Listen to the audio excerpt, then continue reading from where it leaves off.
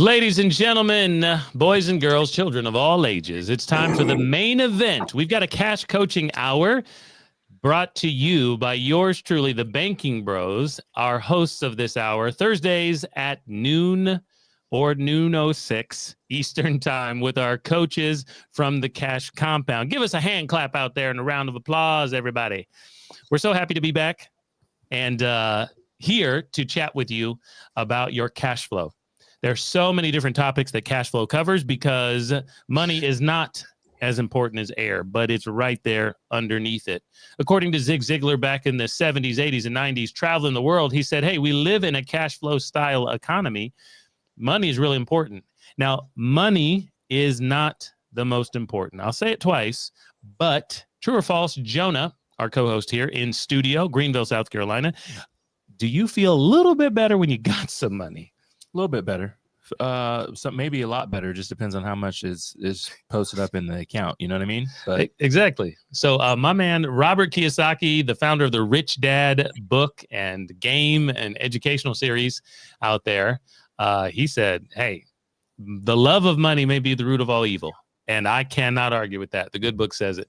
However, I do feel better when I have it and I'm able to control it and I can go get stuff with it and all that. You better believe it. So that's really important to us. So what we're here to do is help you understand something that we were taught that has made our pillow cold every single night. We sleep really well, ladies and gentlemen, because somebody taught us the truth about how money grows and how it cash flows. So what I want to do is introduce you to our coaching staff for the day. We got some assistant coaches in the building. I guess I'll be administrative head coach today. We've got our operational head coach, Jonah. He's hitting the buttons. Let's go. Better believe it. Okay. And we've got our assistant coach of cash flow and every single tattoo you got on your body. Ladies and gentlemen, coming to you from Flow Rida, give it up for Sean King, Legacy Life and Retirement. What's up, Sean? How's it going, fellas? Happy Thursday. Yep, it's Thursday. Happy to be here.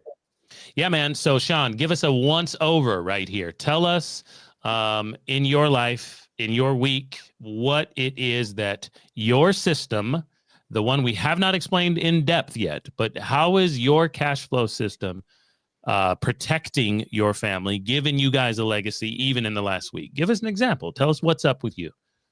Yeah, so in this last week, we were just discussing this. I had a great sit down with my entire family. I'm blessed to have my entire family live in the same state and in very close proximity to me.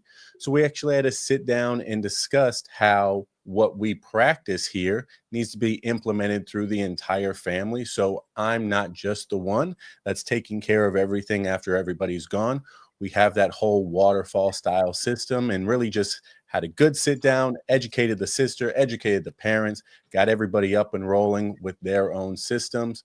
And so really just best way to keep our money in our family. That's what we want to do. We want to keep as many dollars as we possibly can flowing through the King family.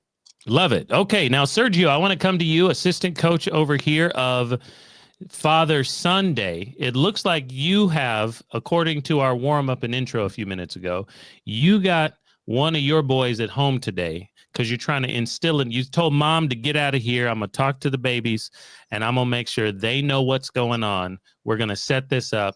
I'm going to make sure that they understand. How can you explain this to a child? What's going on, Sergio? And tell us about what's going on in Greenville, South Carolina, where you're at. Awesome. What's up, guys? Hey, Sergio Loaiza here from Greenville, South Carolina as well. And yes, I'm on daddy duty today. Mom, it has the newborn. I had an appointment. But yes, it's funny. So my little man is currently potty training.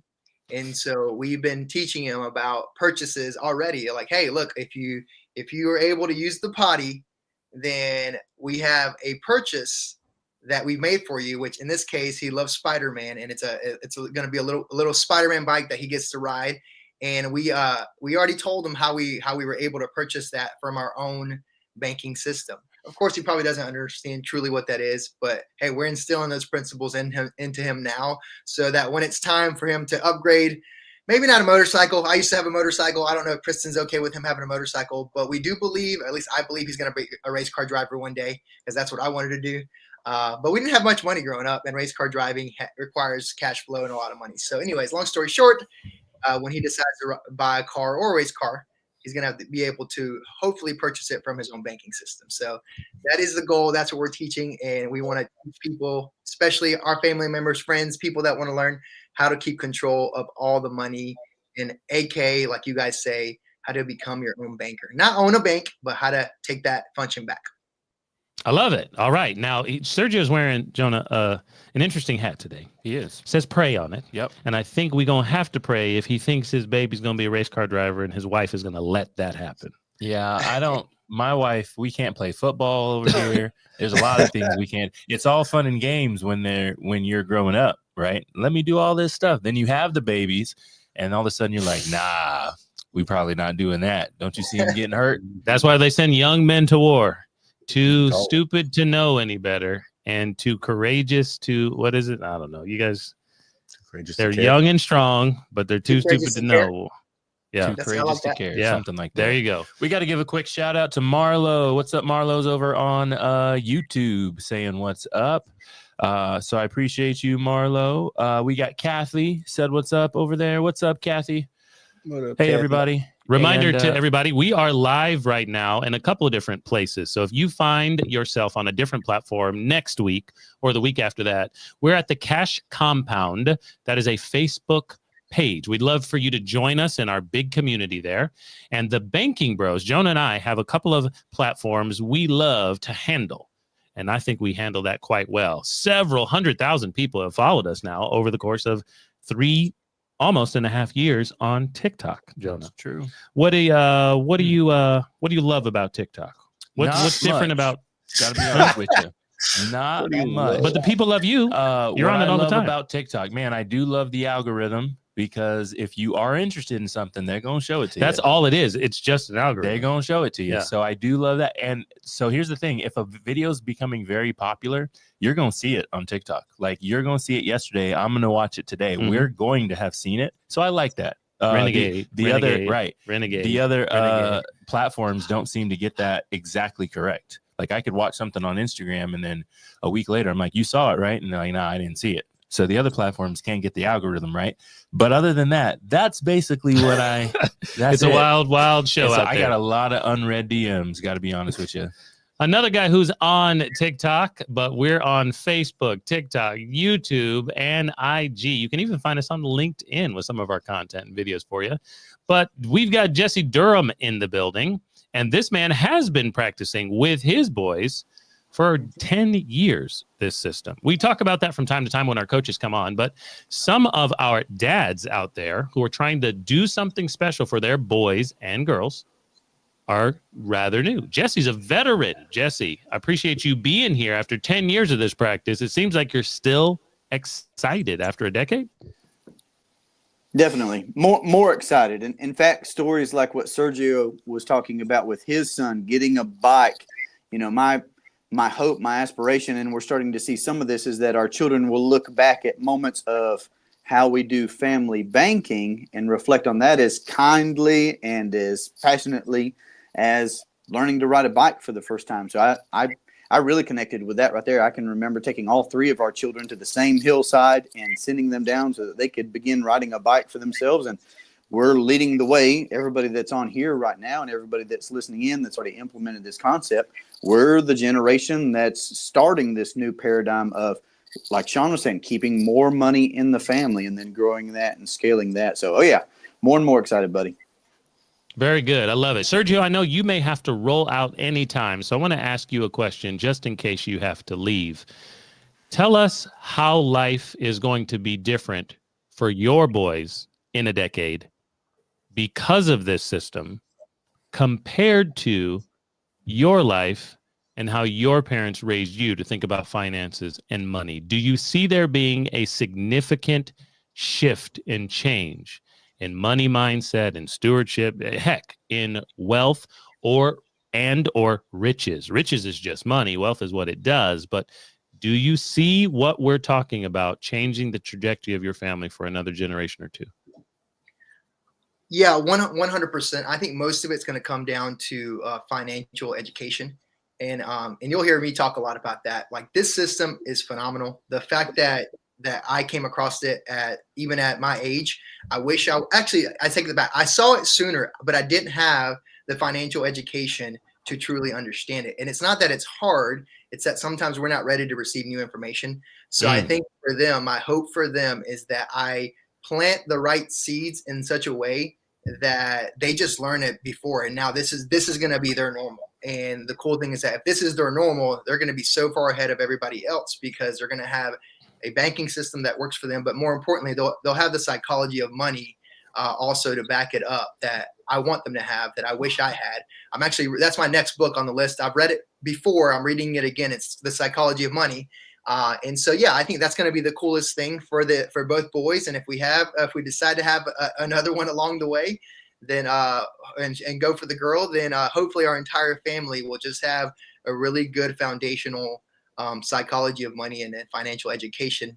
And then this will be the vehicle that they choose to use for everything else in their life. So purchasing vehicles, purchasing homes, even becoming, like I said, becoming the bank to either friends, family, and people that they trust, could obviously be good people to lend money to. So obviously, biblically, we've all heard it, right?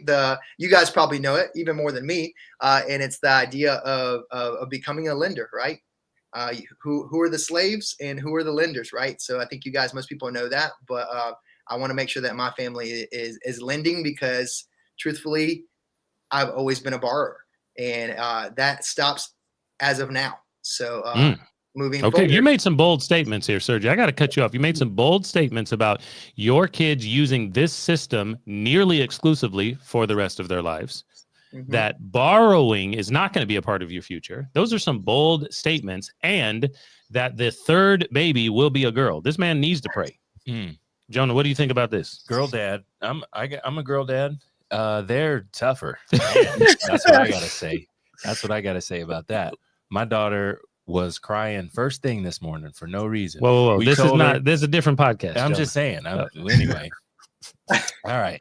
I'm off my soapbox. Yeah, all right. It's different.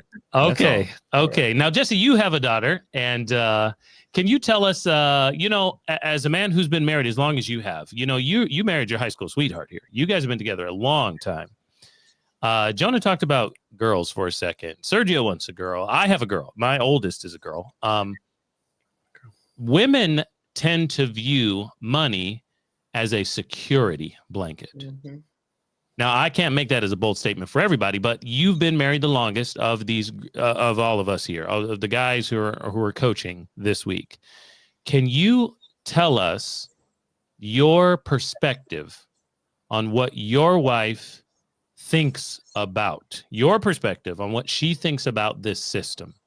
Is it an investment tool? I know me and Sean, when we talk to people, Jonah and I get on conversations with people, free consults that we have all the time, every week. A lot of people, like a lot of guys, talking about investing, talking about opportunities, Bitcoin, Doge to the moon. But a lot of ladies look at this maybe a little bit differently. Give us some insight on your family and what being a girl dad and being a husband, how does this system affect women in your life? Yeah, so we're celebrating 25 years of togetherness this year. That's our courting years plus our married years, 18 years married. Thank you. But I'm still learning there, right? I'm still learning there. But what I have gathered is what she's been able to experience from us implementing this concept. Typically what I've found to be is that most times one person's more into the numbers and the concept, and the other person in a relationship is more into, well, just show me how it works, right? They want to see the debts paid off, or they want to feel that freedom that provides to see something, out of their lives, a car paid off, or student loans paid off, or the credit cards paid off, or, okay, this year we're going on vacation and we're going to do that because of this family banking system that we've built. So yeah, security, that's a key word for you for sure. Experience, I think, would be another key word. And at the end of the day, the legacy that creating and using a family bank does for us is we, like Sean was talking about family meetings earlier. My wife and I, multiple times throughout the year, but one meeting in particular each year, we actually look at those final numbers. We actually look at, hey, what is our net worth? What is the total amount of death benefit that we have? That way we can run those worst case scenarios. We don't need to spend a lot of time there, but we want to spend enough time there to make sure that we're doing the best that we can for legacy purposes. And when she sees and experiences and feels that we're using this banking system to pay taxes, finance vacations, pay off debts, etc. But at the end of the day, the net worth, because of that growing death benefit, also keeps going up. Like if today's that day where I graduate, she's going to get more money this year than she would have last year. And that's just going to be the trajectory from here on out. So the more that we use the family bank, the more that bigger number grows. So I would say that the security and the experiences compound as well over the years because we're using the system and we're living out the benefits of having that access to compounding capital. And that final number is also just continuing to grow as well. So many people out there in the Western world, in America, do not have those great conversations with their plus one. So I appreciate Jesse giving us that kind of story about, first off, a legacy of love and commitment in his household, but also in learning, shifting some ideas that I know they used to do. I know the backstory, and there are so many things that they're doing now that are taking them to the next level of love and relationship and also legacy for their family by that guaranteed money coming to them. I love it. Jonah, I think now it is time for one of our segments called Infinite Banking Insights.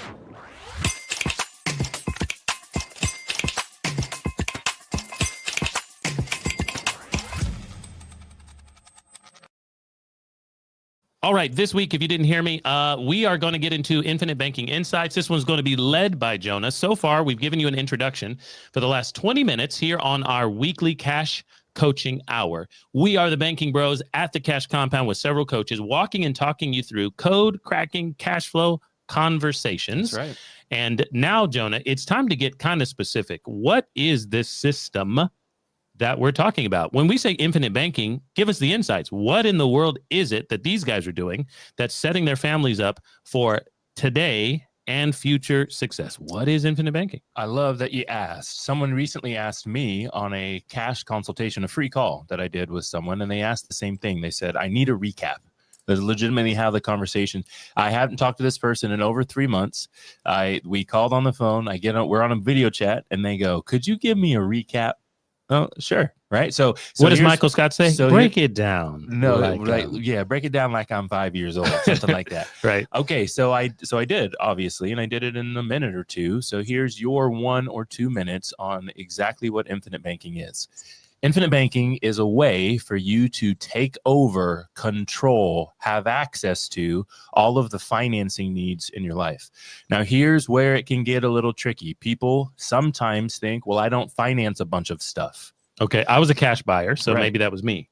Because our traditional mind is thinking, no, I know what financing is. Like when you go to buy a car, you can finance, but you can't finance the gallon of milk at the grocery store. That's Right. not financing. Right. So first, you've got to have a full definition of what financing is. And so that's what we talked through first. Here's what we say when we mean financing. We want you to have control over the earning ability of the dollars that you have. I like the way you said that. Say it again. Control over the earning ability of the dollars that you have. So here's what I want to put in your mind for all those out there who are listening. And I'll ask these 3 coaches that are joining us here this afternoon. Here's my question. How much money do you think that you have truly made since you started working? I want all of it. So I know at 16 you started cutting lawns, cutting Right. grass. Right. Jesse might have started that at 12, right? Jesse was born in a lawnmower. There you go. Yeah. So I want all that money. Add it up in your head. I want the birthday money, the Christmas money. I want the tax return money. All of it. Your grocery store money. Add That's a it great all question. up. What number do you generally actually think you got to? Okay, I'm going to give the guys a second for this. I'm going to walk and talk through this. I'm 40 years old at the time of this recording, February 2025. I'll be 41 Sunday. In a week, in 3 days. Yeah. Marlo says $100. Marlo, we got to add more things than that. Marlo, you made $100 last week, Yesterday. man. Yeah. We got to add everything up. everything up. 20 years, All right, 25 Sean, years of you're working. up. Give us an estimate number. I know you didn't 25 add years of everything working. up. No one's tracking it like that. But give me an estimate number. How much do you think you've made total since you started working? Yeah, so I'm about to be 33 years old, and let's just say I made $50,000 a year, some higher, some lower, for the last 15 years. That's $750,000. 750. I don't think I I've made that much. 750. I don't know what he was doing, but I just did. So I did. I'm going to answer. Well, I definitely wasn't making 50 at 16. That's what I'm saying. I'm saying average since 25 years. And I did 25 Some years. So I'm higher, going since some I was lower. 15 years old. Yeah. I like the answer. 18,000 average since I was 15. Because when I was 15, I probably made $18. Yeah. I make a lot more than that now. So I'm going to go with $500,000 for me total. All right. No worries. I've made Sergio, all what my you money got? in the last like 2 years. We got 750. We got 500,000. I'm doing some math right now, so give me a second because All I right. mean I started Give me working. a I started second. working pretty. I started working pretty young. I was working at my family's pizza place. There you And go. So Getting give me a paid second. real I'm doing some dollars. math. Then I want to give an accurate number. Jesse, what you got? How much do you think you've actually made since you started working all the way back to the beginning? Jesse doesn't need money. This man eats bark off trees. He's like the That's Chuck right. Norris of the wilderness. But you got to trade. Oh, did you know that when Chuck Norris downloads an app, we all get it? That's Yeah. like that YouTube album they put on my phone. Yes. So Jesse, quick, what you got? fun tip: minimum wage would have been $5.15 when I got started with my first Okay. job. I ballparked it right around where Jadu was, 500,000, 540,000. All right. I like it. Serge, you're last, man. I try to give you some extra Yeah. time. What are we thinking? No. I mean, I was thinking too because I was taking all that in consideration too, minimum wage, things like that. So I would probably say 600, maybe even 7, where Sean was talking about based on averages. So yeah, Cool. I would probably go with honestly probably 650 to be safe. I love it. Great work. I'm in the same ballpark, everybody. Somewhere between 4 and 8. I don't know. So here's my question for you. You've made all that money. That money was out there in the world. You worked, used your hands, used your mind, whatever you did. That money came into your bank account. That money came into your mailbox. That money came into your hands. My question for you right now today is your bank account anywhere close to that number right now, today? Well, how would that be possible, Jonah? Right. What do you mean? And the answer, when I ask that question in front of the room, people go, no. Of course. No. That's all the answers, right? And then I ask why. And they say, well, because we spent it. Now, this is important. I'm not talking about wasting the money. We've all wasted a few dollars, sure. But we also have to eat. We also need gas. We also need shelter. We have to spend this money. And that's what we're talking about when we say financing, back to what infinite banking is, keeping control and the earning ability over all of the dollars that you get, that you've earned. Okay. And so what I'm saying to you out there who are listening for the very first time, we encourage you and we teach people how to no longer have to earn all the money and then somewhere, some way, somehow it's just gone. Right? We want to earn the money. We want to keep it. We want it to earn for us now that we've earned it once. I want to work for it once, and then I want to live off of the proceeds. I want my money to earn. I want to have interest, all of those cool things. And so when people hear that for the first time, they always ask, how is it possible? Right. How How is it is this possible? possible? Can't do it. How is it possible? And the answer to that, of course, is the infinite banking concept. The reason for it is because we are utilizing a system where you can put your dollars into these insurance policies. And while your dollars are safe in the insurance policies, earning, growing, all sorts of fun things, which we can talk about more in a moment, you still have the ability to make purchases, but you're going to use the insurance company's dollars to do it. And what that means is now I have a place where my main concern and practice and thing I'm striving for almost every day is when I earn money, not to spend it. How in the world can I get this money in this policy? Because if I can get it in that policy, I keep it. Interesting. I keep it for legitimately the rest of my life. And then I'll spend the insurance company's money to go do the thing I needed to do. But my first and main goal is when I get that money in, how in the world can I get that money in this policy? Isn't 'Cause that I wanna crazy? keep it. Now, Sean, I want to go to you here to continue the insights. Jonah mentioned a few things that I know you can explain. Give us the breakdown. He glossed over it. Give us the breakdown of how insurance, what type of insurance, can give us this protection, provide these things, bold claims that Jonah is helping us with. Tell the people what we're using for the product before the process.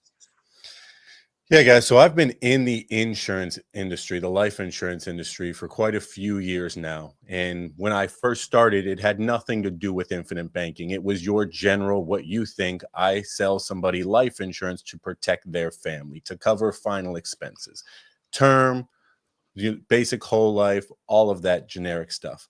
That's not what we're talking about here. That's usually end of life insurance. We're talking about during life insurance. So there's a lot of people out there on social media that'll tell you that you could use a whole lot of different products for the infinite banking concept, which you can, but they are not the most effective. The most effective way to become your own banker is to utilize a participating whole life insurance policy with a mutual company that pays dividends. So that's exactly what we're doing. You got to be very clear on the product, because if you want to get the process right, the product that you use is extremely important. So, Sean, I got a follow-up question then. Give us a breakdown of some of those words. Participating whole life insurance. What does that mean? So let's start with participating. Participating meaning I'm participating. I am a participant in the company's profits is how I like to look at it. I am a partial owner, if you want to call it, of the insurance company. So when we talk about a mutual company, there are really two types of companies, stock and mutual. We don't like stock companies. Stock companies don't care about us. Mutual companies, when you buy an insurance policy, you become a partial owner, just like you would be considered at your local credit union. So participating, I get to participate in the growth and the benefits of the company. Whole life,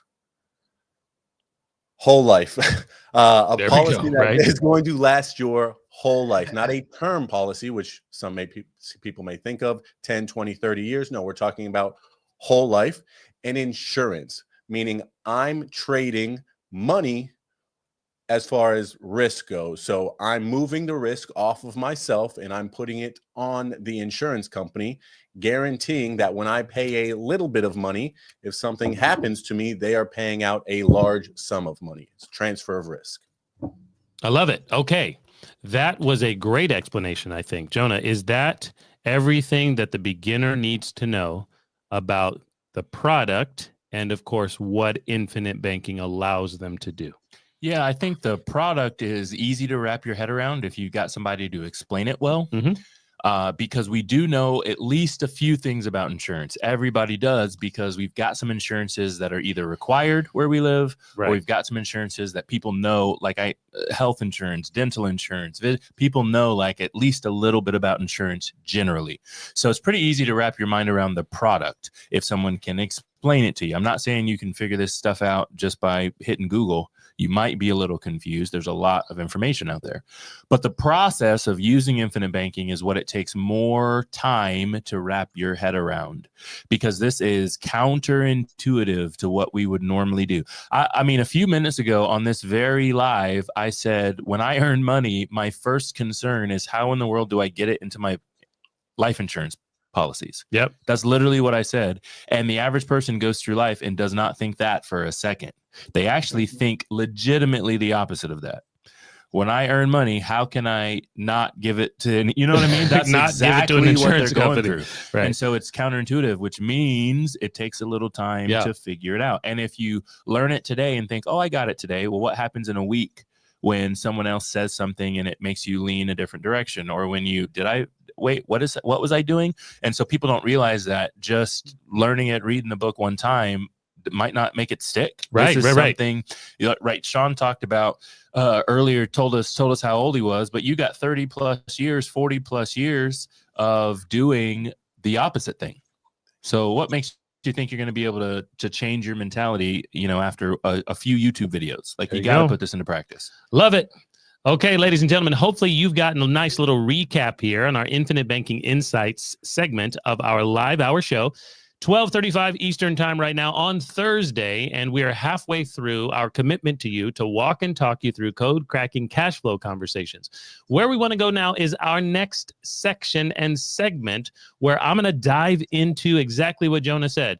Now that you have the theory can we put it into practice in some of your lives so you can say, well, now that I kind of understand the product, I guess, and the process of controlling the money and some of the things it does, let's have a little chit chat around a specific example.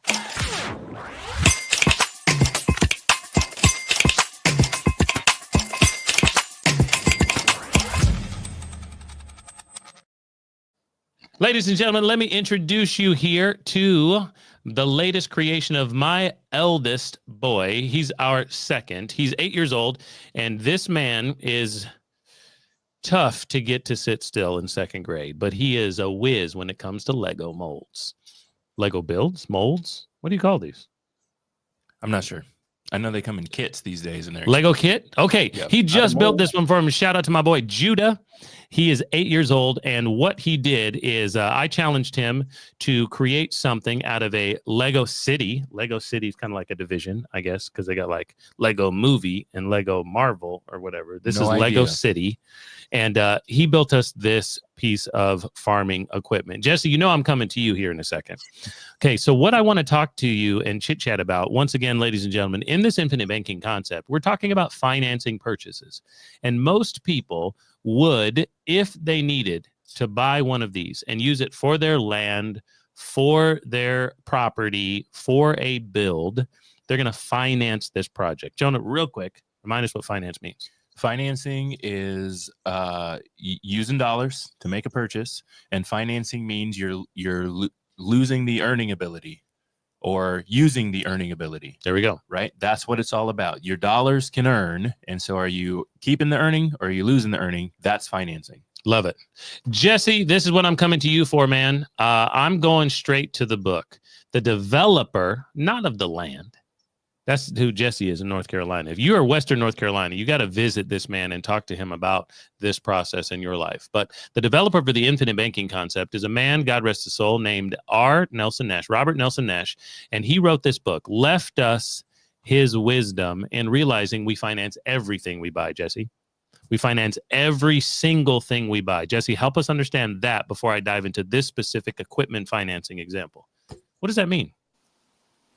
Sure. So I would use the words because I like alliterating things like you do. When we finance things, typically we use credit or cash. Those are the two conventional financial options, credit or cash. We here at the Cash Compound talk about the third, which is compounding. We use a compounding method to make our finances. So I've got a boy who's interested in getting one of those zero-turn lawnmowers. So I'm right there with your boy. We're having those kinds of conversations. So my son has a policy. Recently, we sat down together, and he wanted to put money in his policy. My wife and I have been doing it for years, but because he knows that he wants to make this purchase, he wants to finance that mower, doesn't want to have to go to a bank, ask them for permission. He knows that he needs to put capital, put money into his policy, because that's step one, is to compound it. Like Jonah was talking about, we want the future earnings of those dollars first and foremost, but we also want the mower. So we compound our money by paying premiums into that policy on my second son.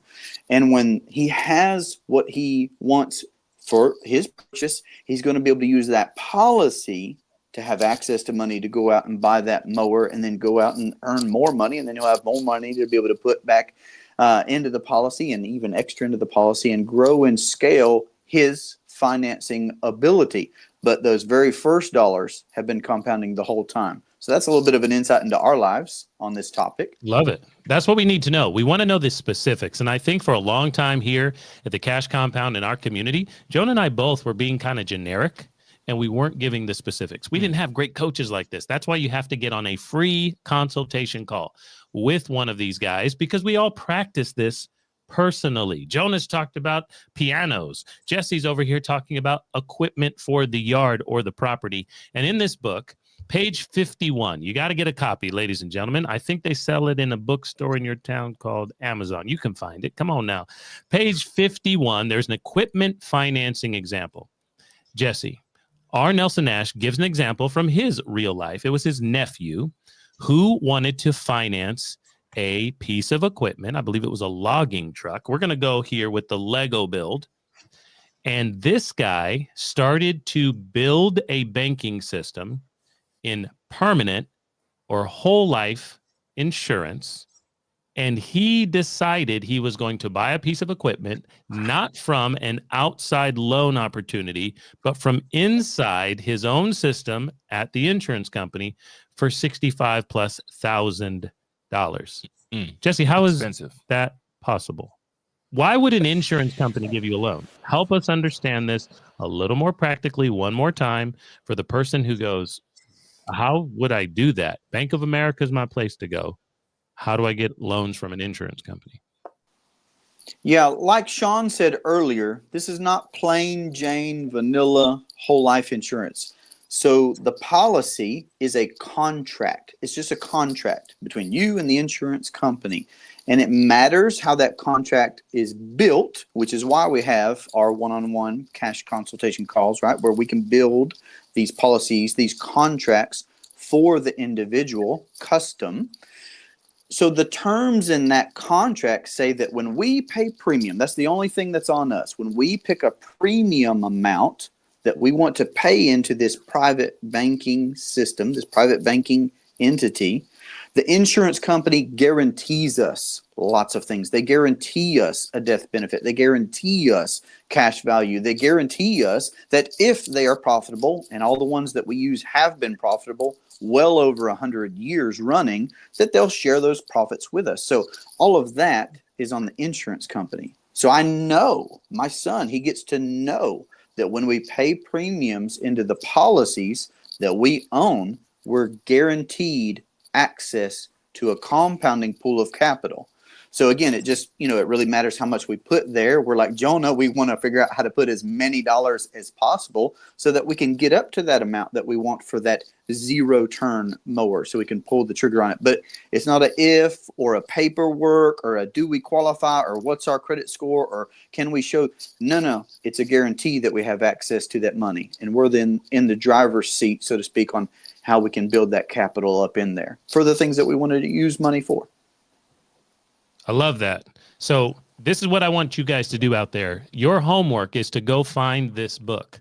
You can find it on our website, thecashcompound.com, or go straight to Amazon or somewhere else, wherever you like books. You can even listen to it. This is the 5th edition. If you listen to it, I believe it mirrors the 6th edition, but we prefer the 5th. And this is going to help you and yours understand what financing is all about, how it is already happening in your life. That's right. But you probably don't have control over it. And that's probably because of several misclassifications and misconceptions about money in your life. So at this point, we are going to transition, ladies and gentlemen, to a few rapid fire questions about myths, misunderstandings, and misclassifications about money in the American mind. Sergio, I want to come to you, man. I got a big, long list here. I want you to debunk this myth, prove it. Yes, no. What do you say to it? You have to be rich to start investing. What do you say to that? You have to have knowledge to start investing. Now, here I go back to what I said earlier at the beginning of the call. It all comes back to your thought process, your psychology around money. And very transparently, I probably thought that before. I thought that you had to have money in order to become an investor, in order to save it. If you think about it, like, oh, well, if I want to save money, I've got to have money to save. And this is where it's totally wrong. It's you never learn a better system or more efficient system. And there's 2 words that as you guys been talking, I've been taking notes and I'm like, man, okay, how do we simplify this for people? And it's this. Most people, if you're going to Google some things or learn about 2 different topics, obviously we're talking about becoming your own banker, but this word, or words, opportunity costs. Most people don't truly understand what opportunity cost is, right? And then most people don't truly understand how to pay themselves first. The golden rule of how do I truly pay myself first? What does that mean? Just saving money in a bank account? Nope, not necessarily. It's becoming more efficient and understanding knowledge. So if you understand opportunity costs and you understand paying yourself first, and then you find a vehicle that allows you to do that and leverage that, then you don't have to be wealthy in order to start whether investing or start growing your wealth. So that's kind of the simple way to answer that. Robert Kiyosaki said, Jonah, that money does not need to be the foundation of making money. Business skills need to be the foundation. You can have no money, but you need business skills. Yep. And that's why people like, love him or hate him, Donald Trump or other great big moguls Businessmen. in business Yep. can go to zero or to hero, negative and they go then right back up. Yep. because they have business skills. I like that.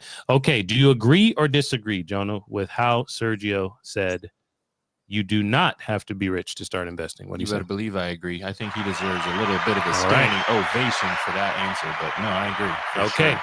Sean King at Legacy Life and Retirement. Here's your question. True or false? Yes or no? Explain it to us. Debt is just a part of life. What do you say?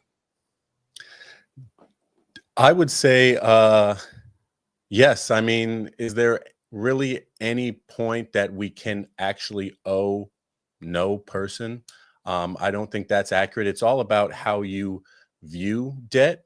There's definitely good debt and there's bad debt. And just like you referenced with Robert Kiyosaki, he speaks a lot about that. He's a big fan of debt. And so I think you just like Sergio said, you want to have a good understanding, a good financial kind of grasp on how money works. Because if you just talk to a random person on the street and you say, hey, is debt good or bad? They would say, oh, debt's bad. But that's not, once you understand money and how money works, you understand that there's two types of debt, good debt and bad debt. And so I think from a 30,000 foot overview, yes, debt is bad. But when you really start to break it down and understand how it can benefit you in the realm of taxes and all of those type of things, then debt is actually can be a good thing. All right, Jonah, what do you say? Response to that one. I like it. I like the response.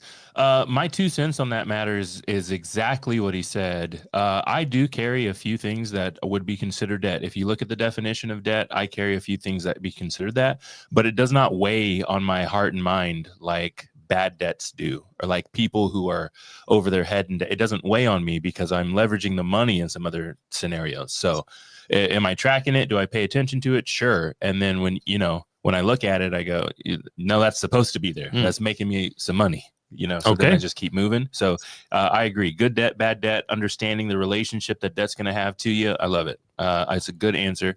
I got what about this one? All right. That's for Sean. There we go. All right. There you go. Jesse, here's this one for you. Money myths in the American mindset that might misclassify their understanding of money. Buying a home is always the best investment. What do you say to that one? I would clarify what an investment is. So I own a home. We don't have a mortgage on our home currently. And there's a big difference between something you need, let's say, like housing, whether you rent or whether you have a home with a mortgage, have a home without a mortgage, whatever that looks like for you. So it's a need. It's one of those basic things. But does that make it an investment? In my eyes, no. An investment has an element of risk to it, and therefore the potential for gain. So while there's a lot to be said about could a property be leveraged? Could a property appreciate? Does it contribute to our lifestyle? Yes, all of the above, But in my opinion, unless you decide to leverage a home or leverage a property, it's probably not going to be an investment in your life. That's where I'm at on it. Now, again, there are some neat things that you could do as it concerns infinite banking, as it concerns financing things, to where you perhaps realize and have a tolerance for investing, okay, or business, to where you say, well, I would like to use the static value that's tied up in my 2x4s and drywall to go out and do things that could be profitable for me because I have this experience or these connections and this know-how to use capital that I can leverage from owning a home, let's say, to go out and do other things. But unless you're taking it to that level, in my mind, it's just your dwelling of choice, right? All right, Jonah, response to that as we conclude round one. We've gone through our cash coaching lineup. And what do you think about that one? Your home is always the best investment. I feel like Jesse put on his boxing gloves with that one. let people know exactly, so we can describe it the way that Robert Kiyosaki has in his books, right? Okay. Assets put money in your pocket and liabilities don't. There was this long talk for a long time that homes were an asset and your best investment. And I own a home, and that house has taken more out of my pocket than it's put in my pocket. Right? Now, again, I have leveraged it in some cool ways lately to put some money in my pocket, which is fun. But I'm telling you right now, it's taking money out of my, probably tonight, I'm going to get home and it's taking more money out of my pocket. It's going to be sitting on the front porch labeled Jeff Bezos. That's what I'm saying. Yeah. It's going to be sitting right there as soon as I pull into the driveway, ready to come get this wallet, right? So, okay. Very good. Sergio, we're going to you for round number 2. Tell us the money myth, the misunderstanding, and the mindset of the average American for this one. A 401k is a great retirement plan. Well, here's the truth, guys. To be honest, I'm not an expert on this because I've never had a traditional job. I've been an entrepreneur pretty much my entire life, and the only jobs that I had were for my family's pizza place. So to be very transparent, I'm gonna pass the torch on this because I'm not gonna pretend that I'm an expert on 401ks because I've never even looked into myself because I never even saw the need for them because I was 100% just an entrepreneur. So that's all I got on this because I know it's funny. I was actually go ahead. Okay. So what's crazy about this one? All right, we got a lifelong entrepreneur. I got one question for you, but we obviously had a tap out right here. We're going to go to Sean for this one. Okay, but Sergio, come back real quick. All right, front and center right here.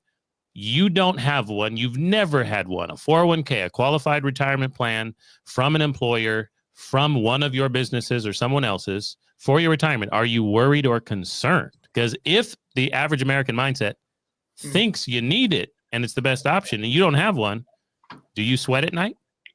That's a great question. And the honest truth is no, because of the psychology of money that I had built around myself. I just figured I would earn it and save my money in different places. And thankfully, I came across a system like this that is now validating everything I've ever learned to actually save it in a place where it can compound and multiply for my benefit and my family. So no, I've never had one. And I've never once considered or ever not been able to sleep because I didn't have one. It just wasn't something that I fell into the mindset of. And it's funny you asked that question because some people, especially older generation, even older than me, I'm 38. When they found out that I didn't have one, they're like, whoa, what's your game plan? Right. And so, no, right. That's what I'm asking for. Yeah, never had, but. Okay. All right. Now he has tapped out and we are going to give him the next. I got one question. For Sergio. Okay. Sergio hit him with the, say what? Okay. No, right. 401k. No 401k. Now I've had one or two very small conversations with our grandfather. We are real life brothers here. Yep. So we share a real life grandpa. And I promise you, he would be befuddled, shocked, bewildered, Mick crazied because by of the stuff we do. By the stuff we do. The stuff we do. Well, because you know what? With the government sponsored plans, ain't nobody got time for that. That's how I feel about them. All right, nobody got time for that. All right, Sergio, we're coming back to you. We're not letting you off the hook, but first we got to go to Sean. Sean, answer this one for us. A 401k is a great retirement plan. So, of course, everything here is opinion, but what we like to do is base it off of some general questions that I'm going to ask you guys now, and you can be the one to decide, because I'm not going to tell you what you should do for your retirement plan, but some of the things that we consider when talking about retirement or making sure that we have money when that time comes, when we leave our job and stop working, is number one, is the money that you're putting in, and this is 401k, 403b, 457, IRA, all of those similar type plans, is the money that I'm putting in 100% protected, meaning I can't lose any of my dollars. Mm-hmm. With this, I'm going to just call them qualified plans. With qualified plan, the answer is no. Number two, do I have guaranteed growth of my money? We know in the stock market, your money can go up, your money can go down. So if it's in a qualified plan, answer is no. Penalties. Can I access my money? Let's see. Well, if you're in a qualified plan, 59.5, unless Trump does something to change that, I'm going to get penalized for withdrawing that money before then. So nope, I can't really access it there. That's a negative. Now, I'm going to throw you guys a bone here. Is the money tax deferred? Do I have to pay taxes on it now, or do I have to pay taxes on it later? Later. I pay tax on it later. So some people really like that because that allows you to grow that money a little bit easier without having to pay those taxes. Tax-free withdrawals, though, when I'm ready to access my money, do I get access to it without taxes? Unless we're dealing with a Roth IRA, the answer is no. Let's see here. Interest, guaranteed interest. We already kind of talked about this. Market goes up, market goes down. There are no guarantees on what's going to happen to my policy. Not my policy, I apologize, my qualified plan, except the fluctuation. Let's see. Is it protected from the outside world, creditors, people trying to sue me, anything like that? Unfortunately, no protections there. We've got, is there a death benefit tied to it? When you see that big number in your account, in your qualified plan, and you pass away, understand they're getting let's call it 60% of that big number that you see. So last one I want to talk about is continuous compounding. So when and if you do get access to your money, say you're after 59 and a half and you start pulling from that thing, when you take money out of it, is it still growing by that amount that was originally in there? Or is it growing off the smaller amount that is now left? It's growing off the smaller amount. So again, I'm not going to sit here and tell you that your 401k or your qualified plan is a bad vehicle for retirement. It just doesn't check any of the boxes except deferred growth that we want it to check for our type of plan. So, all right, he came heavy hitting, Jonah. He's a did. contender. What do you say to that answer? He went on for a while, hours later. so I got to give him 2 hours later. I feel it. Hey, But he I- made me but want. I He like made me the want to get answer. one, fellas. I'm signing Yeah. up for one tomorrow. But I like the answer, right? But so sometimes we ask people this question. This might hit home for you if you're watching. If you had to choose, so if this is important, you got to pick real attributes of real financial vehicles, but combine them all in your head. Think about banks and the stock market and mutual funds and treasury bonds and whatever you can think, and pick real attributes and describe for me, plan out on paper your perfect spot. What attributes would it have where you would put the money? Those are the categories that Sean just went through that people would come up with. They'd say, I want my money to grow. I don't want to have to worry about taxes. I want to be able to get it out, liquidity when I want to get it out. I don't want penalties. They list all of those things. Mm-hmm. And so if you really think about it and list all of those things out, no chance you'd use some of these plans because it only checked one box. Legitimately checks one box. Very interesting. Of all of what you would put on paper. And the cool thing about the infinite banking concept, whole life insurance, it checks legitimately almost all the boxes that you could think of In one product. truthfully and Yeah. put on paper. It checks them all. And so that's one of the reasons that we say, no, that's your foundation. Go there first, go there as much as you can, as fast as you can, as hard as you like, because it checks all the boxes, right? All right. That's what key. We got it. Sergio, we're coming back to you. We were not letting you off the hook with that one. Money misunderstandings, etc. And we've got a question about policies for you from Nelson Hollins, I believe is in Texas, and he throws out a new question for you since you fumbled the ball with your entrepreneurial self out here trying to never have a 401k. Nelson Hollins asks you, does a whole life policy stay in effect if you move out of the country? That is a great question. So I actually currently have dual citizenship, and I am originally from Colombia, South America. So yes, the simple answer is yes. Obviously, there's some things you'll have to look into, but yes, that's a simple answer. Yes. Okay. That is Nelson. Appreciate that. Yes. Your contract that is issued in the United States of America or a province of Canada is still an active contract, no matter where you go. So you can get on planes, trains, and automobiles. You can live elsewhere. Your policy will be paid out because there is no provisions from an insurance company that you cannot leave. You can't move jobs. Remember, this is a lifetime guaranteed contract. That is why they ask you to stand on a scale, pee in a cup, take a little blood, and squeeze your arm for blood pressure when they start, and then you're good to go. There you go. You're welcome, Nelson. All right. Yes, Jesse, one more question for you in round 2, our final round here. This one is one you and I talked about just last week. We're having a little confidential and candid convo. Remember, we've got cash consultations for everybody that are free and one-on-one private. Me and Jesse were having this. I think this one kind of peeks into what we've been talking about recently, Jesse, you and I. Okay, it's this question right here. Money myth, mindset, misunderstanding, or misclassification about things. And this one is about work. Jesse, what's your opinion? Yes or no? True or false? If you work hard, you'll be financially secure.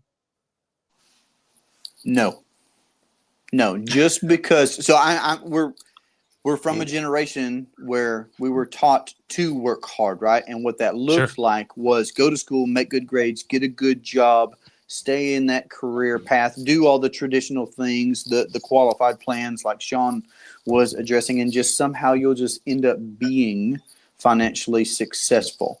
And that's certainly not the case. What was the quote that you shared with me? That was the first time that I'd ever heard it. Yeah, that was a good one. If I'll find it. hard work,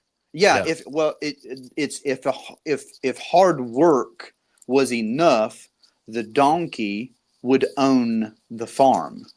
So the donkey, just a beast of burden, he's working hard, but that doesn't mean he's actually reaping the benefits. Okay, so yeah, the answer is no. The answer is, I think, what I've arrived at now, having gotten out of that traditional mindset and still evolving, is that we want to do more efficiently with less effort. So I don't mind working hard, but I want it to yield bigger results. I love that answer, Jonah. But what do you say, ring leader, ring master? I'm going to give him the old good answer, Jesse. I love it. The old cha-ching. All right, ladies and gentlemen, that is about our time. But remember, it's now time for you to ask us questions personally on a one-on-one situation. If you want to know, wait, how can I use the insights of what infinite banking is and how Jonah explained this product and process? Sean helped us understand that we have a product here that's at the disposal of any North American to be able to get into. Jonah helped us with the process, and we got into the specifics with this Lego build. Wait, how can I use this for debt, for financing, for equipment, for my business or my pizza place? I need to have that free cash consultation time with one of the coaches. There you go. Gentlemen, go around the horn right here. Sean King, start with you. Where do we find you so we can get on the phone? Yes, sir. You guys can go ahead and find me on Legacy Life on YouTube and all the other social media platforms, Facebook, Instagram, not on TikTok. Don't mess. Yes, on TikTok, but not on X or whatever they call it now. Don't mess around with that. It's Legacy Life and Retirement. All right, very good. Sergio, how about you, my friend? You've been helping a lot of people in the upstate of South Carolina community. People who are in virtual affiliate environments, building businesses online. If those people are in those spaces, network marketing environments, personal development and growth, you've got a banging Instagram channel. Where do we find you? Oh, we can't hear you though. We're going to put you back on. There we go. I'm good. I was muted, but yeah, for me it's very simple. On Instagram is where I put most of my content and information, but it's Sergio Loaiza is the name, and then the account is SurgePro11, and then my infinite banking stuff is going to be for protect.your.legacy. So protect your legacy, pretty simple to find. But yeah, you're exactly right. Looking to help entrepreneurs and business owners and people that want to learn how to effectively move their cash flow. I love it. Jesse, you, my friend, a mindset of traditional values, family values, hard work values, who's now trying to leverage for bigger successes and bigger returns. A man of the land. He's in true disciplines, got a Bible in his hand and a beard on his chin. Oh, here we go. Where do we find you, my friend, online? Yeah, you can find me on all the platforms with my name, Jesse W. Durham, website and YouTube channel, podcast channel, DurhamTalents.com. We love it. Appreciate you guys being here. Join us next Thursday, noon, top of the hour. We'll be late 1 or 2 minutes. We always are, but we look forward to chatting with you on these live cash coaching hours. If you want to know more about what we've got going on, Jonah, tell them what's on the screen and how to find us directly at the Banking Bros. You can do one of two things. First, you can click the link that's in the description, in our bio, on the top of the page, on the bottom of the page, that sort of thing. Not only will you find our contact information there, but you'll have the ability to book a call so you can talk to us one-on-one. If you're not that type of person and you want to learn a little more first, you can learn more at the saveandspendsystem.com. It's on the top of the screen right now. Saveandspendsystem.com is where you can go to watch our full explanation video of the infinite banking concept. After you do that, we will look forward to getting you on the phone so we can walk you through exactly what the infinite banking concept is all about. If you happen to be within driving distance of us, this Saturday, February 8th, 10 a.m. in the morning, Jonah and I are going live in front of the room. We would love to have you as our guest. Please message, DM, or carrier pigeon us so we can get you a seat. Saturday morning, Greer and Greenville, where they connect off of I-85. We'd love to host you and yours for the opportunity to hear us give that infinite banking 101 and our infamous world-changing Save and Spend System presentation. We'll see you Saturday, ladies and gentlemen, and we hope that you continue to create code-cracking cash flow conversations in your community. You are now tuned to the Banking Bros. Said we couldn't make it, drink or settle, this the life we chose. Gave a lot of game, we never got a lot of things. Bow your head and say the prayer, we taught you how to be the bank.